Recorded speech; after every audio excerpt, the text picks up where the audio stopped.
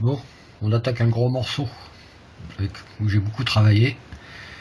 Alors là, c'est la fabrication de vrais véritables pelés de Frolic. Voilà.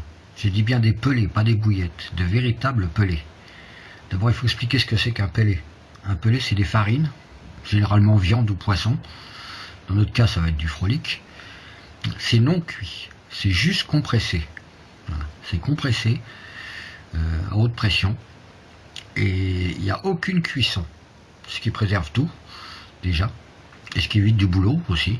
Et ça ne pourrit pas du tout, parce qu'il n'y a pas d'œuf, il n'y a pas de... c'est que des farines, donc ça ne pourrit pas. Ça se conserve indéfiniment. Voilà. Et ça fond lentement, contrairement à une bouillette, si vous la mettez dans l'eau, certaines bouillettes trop cuites, elles vont tenir 15 jours. Donc voilà, un véritable pelé de Frolic fait maison. C'est la première fois que j'ai cherché partout sur internet. Voilà. Et ça cartonne. Franchement, ça cartonne. Alors, et autre avantage par rapport au Frolic, bah, c'est que ça fond 3 fois moins vite. Voilà. Il faut compter 30. En ce moment, il fait super chaud, 30-40 minutes maximum pour les Frolic. Je tiens 2 heures avec mes pelés. Voilà. Autre avantage aussi, voilà l'équivalent d'un pelé. 50 grammes il pèse, c'est l'équivalent de 7 Frolic. Vous comprenez que quand le silure l'attrape, bah, c'est plus facile à gober que 7 Frolic. Et voilà, si vous voulez, quand je fais généralement avec 2 pelés comme ça, 2 pelés comme ça, sur un cheveu, et ben voilà ce qu'il vous faudrait en équivalent. Voilà. En équivalent, votre cheveu, il ferait la longueur d'une main. Voilà, et bien plus. Et le problème, c'est que votre silure, s'il va attraper la moitié du pelé, il va aspirer, il va attraper la moitié du pelé, et comme votre hameçon, mon cheveu, est en haut, et ben vous le ratez. C'est pour ça qu'on a beaucoup de ratés au Frolic, même avec des petites bouchées, comme ça, parce qu'il attrape souvent, ils sont méfiants, ils attrapent le bout. Et on a beaucoup de ratés. Là, il y a beaucoup moins de ratés. Quand il prend, il prend. Voilà. Vous pouvez en mettre 1 ou 2. Voilà. Maintenant, on va voir la fabrication. Voilà, on obtient des pelés de 50 grammes chacun, via Mastoc. Ils sont uniquement utilisés, j'utilise cela uniquement pour la pêche. Parce que c'est assez long à faire.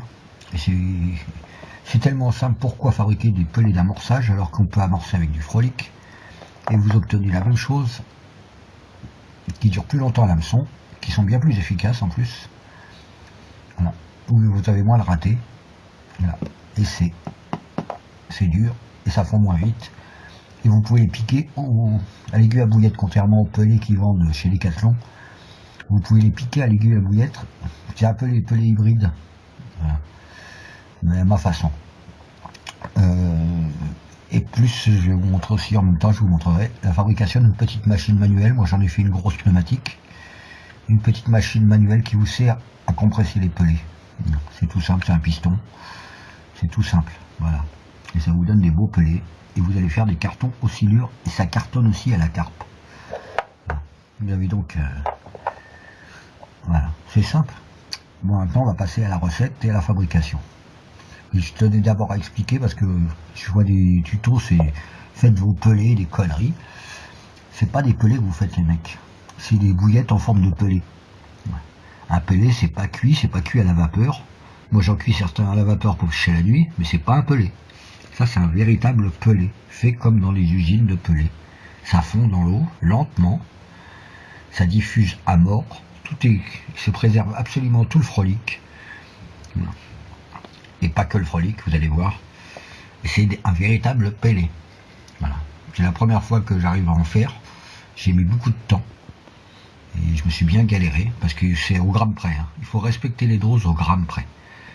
Voilà. J'ai mis beaucoup de temps, mais ça fonctionne. Voilà. Allez, on passe aux choses sérieuses, à la fabrication. Par contre, écoutez bien la fabrication, faites pas n'importe quoi, sinon vous allez avoir n'importe quoi.